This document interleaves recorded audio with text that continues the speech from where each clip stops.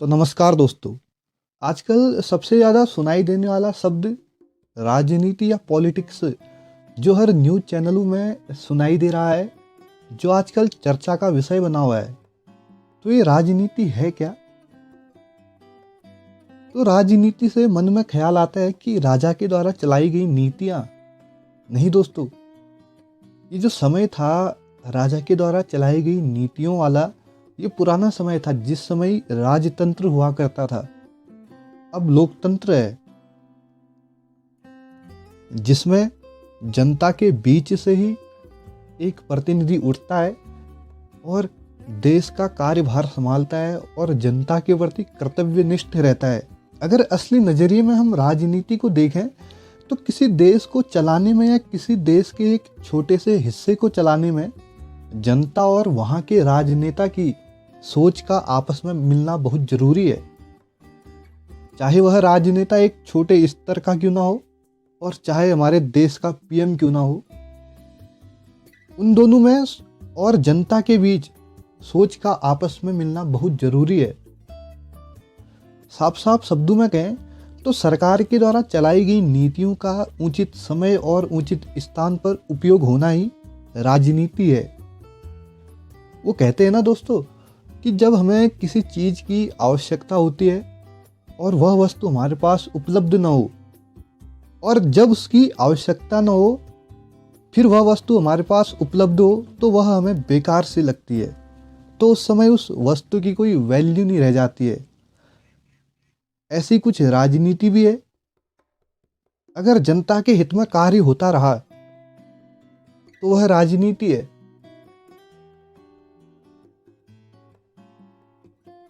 या फिर हमारे नेताओं की परिभाषा में कहें तो शासन में कोई पद प्राप्त करना तथा उस सरकारी पद का उपयोग करना ही राजनीति है या पॉलिटिक्स है।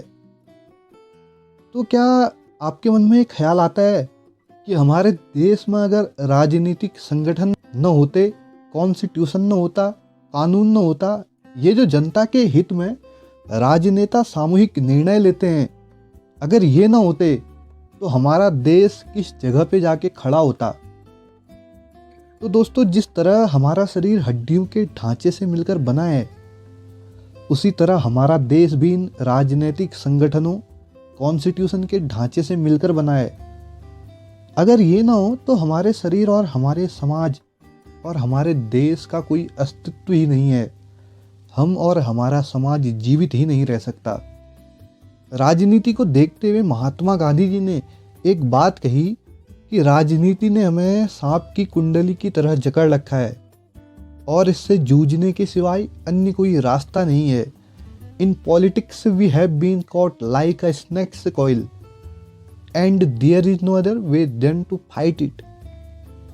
तो इस लाइन को सुनते ही कुछ लोगों के मन में ख्याल आएगा, राजनीति हमें एक दिन डस जाएगी।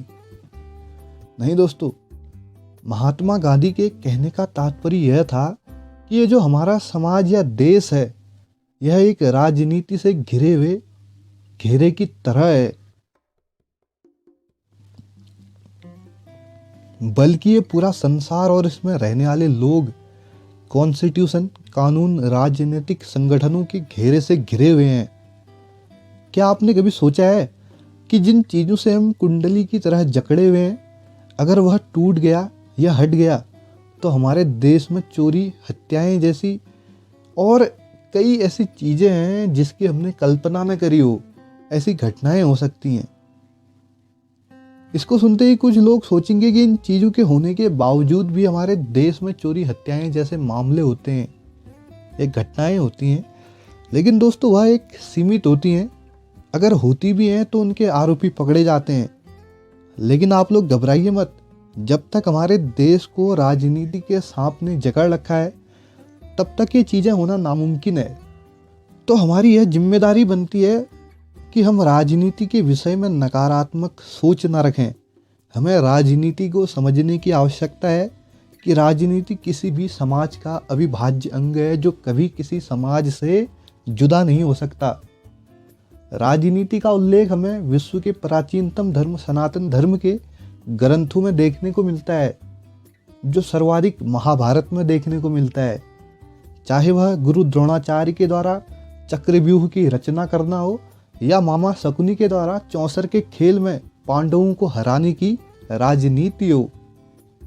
ये तो बात थी राजनीति की, लेकिन साथियों राजनीति से किसी भी देश अथवा समाज को संवारने और उसको अपने आयाम तक पहुंचाने में एक राजनेता का महत्वपूर्ण योगदान होता है।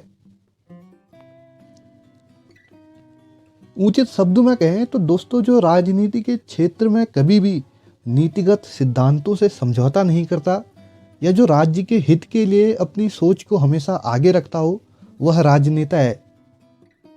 कुछ लोग राजनेता के रूप में स्टैंड लेते हैं, जैसे लाल बहादुर शास्त्री भारत के दूसरे प्रधानमंत्री महज 18 महीने के लिए बने, लेकिन इन्होंने परिवहन मंत्री के पद में रहते हुए महिला संवाहकों कंडक्टर्स की नियुक्ति की थी और पुलिस मंत्री के पद में रहते हुए भीड़ को नियंत्रण में रखने के लिए लाठी की जगह पानी की बौछार का प्रयोग प्रारंभ किया। दूसरे नंबर पे आते हैं अटल बिहारी वाजपेयी। इन्होंने गैर कांग्रेसी प्रधानमंत्री पद के 5 वर्ष बिना किसी समस्या के पूरे किए। आरएसएस के प्रचारक के रूप में अविवाहित रहने का संकल्प लेकर राष्ट्रीय जनतांत्रिक गठबंधन सरकार के पहले प्रधानमंत्री थे। यह भारत के 3 बार प्रधानमंत्री भी रहे। राम मनोहर लोहिया, इन्होंने 1942 में भारत छोड़ो आंदोलन के समय उषा मेहता के साथ मिलकर गुप्त रेडियो स्टेशन चलाया। और हम लोग अभी एक नाम शायद भूल रहे हैं, नरेंद्र मोदी। तो इस तरह के राजनेताओं से हमारा समाज या देश ऊंचे स्तर की राजनीति और उससे मिलने वाली सुविधाओं की ओर अग्रसर है।